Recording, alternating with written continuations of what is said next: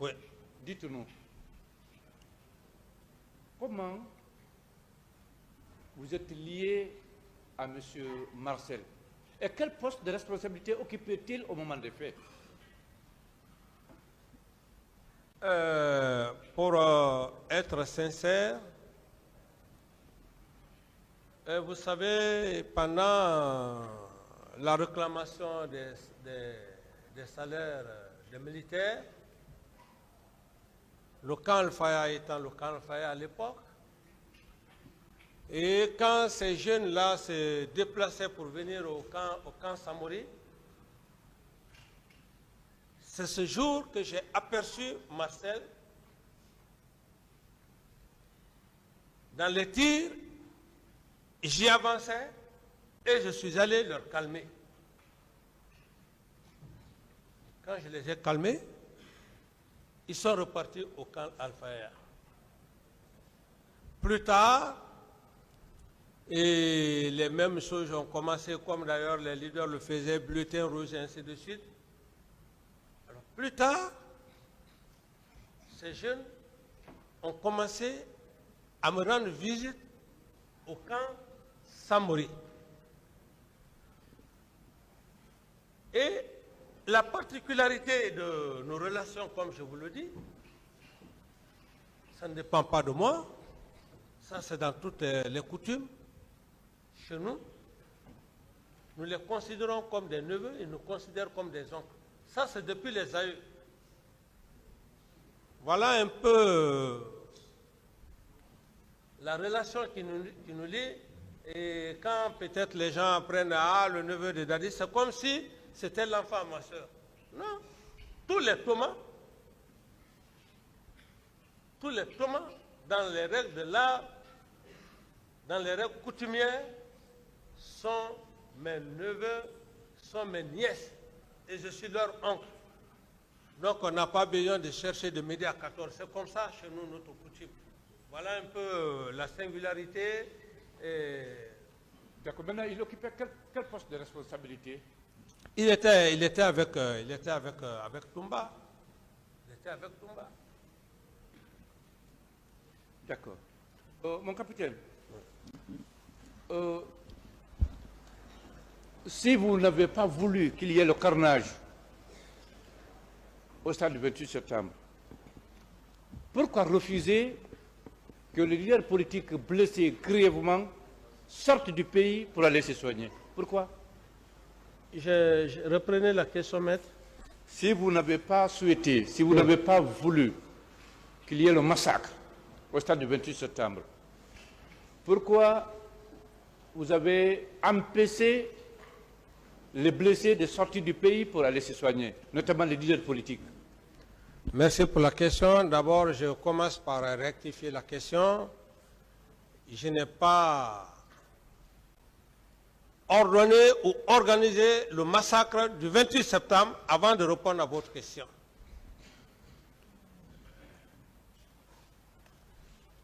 Le cas des blessés des leaders que vous faites allusion, je pense que monsieur le procureur a bel et bien fait une lecture hier, et dans cette lecture, j'étais assis, j'attendais attentivement la conclusion. Mais cette conclusion, j'en étais effectivement satisfait. Cette conclusion, j'en étais satisfait. Pourquoi? Parce que monsieur le procureur a dit, après maintes tractations, que les leaders politiques sont venus me voir et j'ai donc donné l'accord, le feu vert à M. Elal Seloudalin qui devrait voyager. Donc, je pense que là, il n'y a pas de débat à ce niveau. J'ai fini avec le procureur hier, le procureur a été très clair, il a fait la lecture et j'ai dit à M. le procureur, nous sommes dans la même logique. Si le procureur disait hier que, à l'époque, le capitaine Dadis avait refusé, ça allait être autre chose.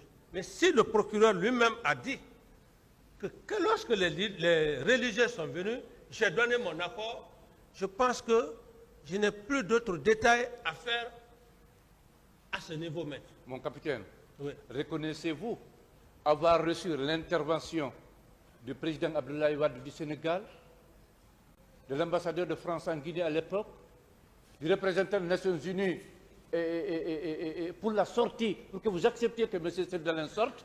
Vous le reconnaissez? Non. Ici, maître, je ne veux pas rentrer, c'est des grandes personnalités. Je ne vais pas donner des affirmations gratuites ici. Et maître Abdoulaye Wade, c'est un père à moi, je le respecte. Il ne faudrait pas que les gens fassent des allégations sur cette grande personnalité. Non. Non. Pour dire qu'il a fallu le président Wade pour que je puisse faire ceci, cela, il faut que les gens cessent. Les gens n'ont qu'à s'occuper des événements, des faits réels du 28 septembre. C'est ce qui est le plus important. Est-ce qu'il y a eu ça? Monsieur le Président? Est-ce qu'il y a eu ça? Il n'y a pas eu ça, Monsieur le Président. D'autres questions? Bien. Mon capitaine, en venant au pouvoir, vous aviez des ambitions nobles. Les Guinéens le reconnaissent. Surtout qu'à l'époque, il n'y a pas eu effusion de sang. Mais qui vous a fait changer cette décision d'organiser les élections au bout de 24 mois, restituer le pouvoir aux civils et partir dans les casernes? Qui vous a fait changer de décision, mon capitaine? Merci pour... parce que ce n'est pas toutes les questions qu'on peut... C'est une très belle question. Parce que d'abord, la question en elle-même, elle est sincère et vous êtes honnête, vous êtes sincère en disant que vous avez une bonne idée. Parce que quel que soit un être humain, reconnaissez au moins son bienfait. Par rapport à votre probité morale, votre honnêteté, je vous réponds. Maître, Merci, mon ce sont des hommes comme ça qu'on a besoin pour construire la Guinée. Merci, mon C'est ce qui capitaine. peut encourager les patriotes et même les nouvelles générations à venir. Parce qu'il faut des hommes comme ça. Sinon, les nouvelles générations, lorsqu'ils vont venir, ils vont dire non, on a vu un homme engagé, mieux vaut s'enrichir, allez. Je vous réponds, maître. Merci, mon capitaine. Et la question elle est belle et bienvenue. Maître, je fus en toute sincérité trahi par l'homme à qui je l'ai fait confiance, le général Sekouba Konaté. Pour preuve, je le dis, où je suis là, vous savez, j'avais dit même à Monsieur le Président, j'ai dit, moi je ne cherche pas à faire plus de 30, 40 ans. Non, non, non, je n'en ai pas besoin. Je dis la vérité et je n'ai pas peur de la mort, je n'ai pas peur de quoi que ce soit. Donc, votre question est essentielle pour que Monsieur le Président du tribunal sache. Je fus trahi par mon homme de confiance, Sekouba Konaté. Comment? Sekouba Konaté, c'était l'homme à qui je partageais le pouvoir avec lui. Je ne faisais rien sans lui. Même les organisations de Koronti ou bien de Boulibinais qu'on parlait, mais c'est Sekouba et ses amis qui organisaient ça. Pourquoi? Il fallait donner une mauvaise idée aux leaders politiques. Mais dans ce jeu, il était en connivence avec le professeur Alpha. Permettez-moi, maître, de vous expliquer. Alors, même lorsque dans les PV, même certains ont eu à dire que Dadis ou rien, c'était une forme que les leaders politiques et la société civile puissent me faire la guerre. Mais dans tout ça, c'est le professeur Alpha, expérimenté qu'il est, et comme je l'ai dit, une expérience méchante, et je réitère. Donc, Sekouba Konaté faisait le jeu. Il en a commencé même à Fria. Monsieur Kamara, Il est parti à Fria. Monsieur Kamara, est-ce que vous avez compris sa question? J'ai compris, il dit pourquoi j'ai changé. Répondez alors à la question. C'est par la trahison de Sekouba Konaté. Parce que Sekouba Konaté, il a fait croire à certains militants, à certains leaders, que Dadis veut aller aux élections. La preuve, il est parti à Fria avec le colonel Tebro pour un soi-disant préparatif de campagne. Alors, c'est ce que les leaders politiques ne comprenant pas, qu'il était en mèche avec Alpha, les autres se sont embobinés pour dire non, Dadis veut rester au pouvoir éternellement.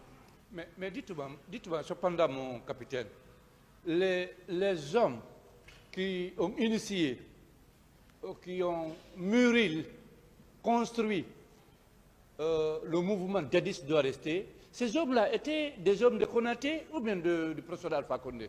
Merci, c'est ce que je vous dis. Je vous dis que l'armée a toujours été infiltrée, et je le dis et je réitère, les mêmes éléments là travaillaient avec le professeur Alpha Condé pendant même que le feu général Lansana Conté encore était vivant. L'armée a toujours été infiltrée.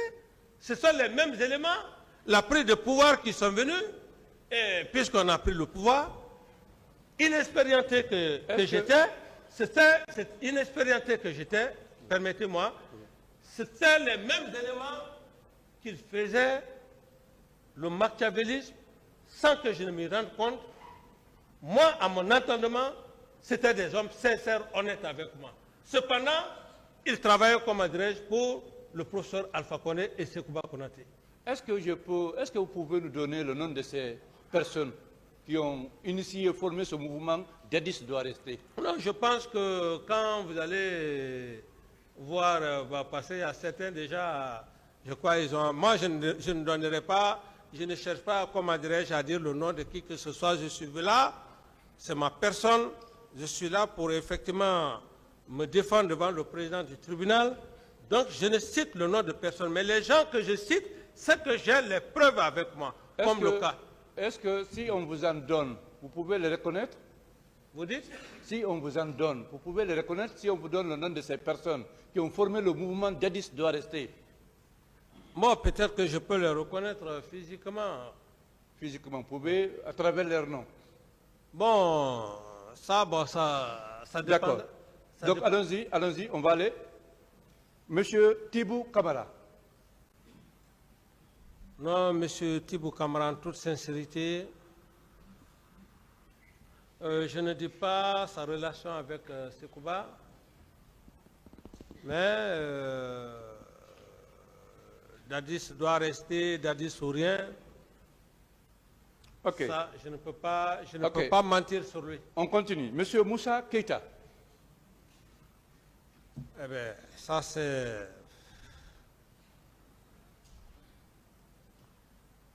Et qu'est-ce qu'il a dit dans... Non, Agere Corée. Ah, voilà, bon, c'est ça. Parce que le terme, Voilà. c'est ce terme-là qui a fait que toute la population guinéenne s'est soulevée contre moi, les forces vives.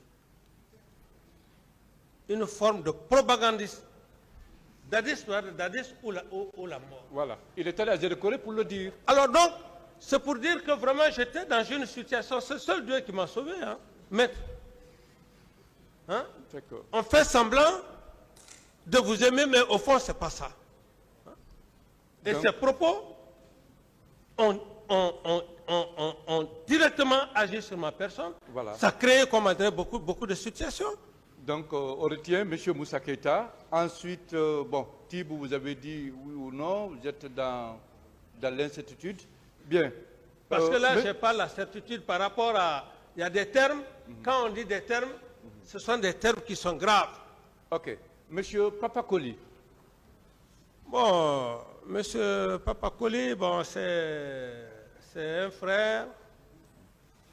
À quelque part, bon, ça c'est purement familial. D'accord. C'est purement familial. Monsieur, mais son attitude, lorsqu'il a voyagé avec Sekouba, je n'étais pas content. Voilà. En toute sincérité, je n'étais pas content. Et je n'ai jamais échangé avec lui jusqu'à date d'aujourd'hui. Mais je n'étais pas content parce que c'est quoi l'a pris pour l'utiliser. Pour l'utiliser. D'accord. On continue. Monsieur Lai Junior Condé.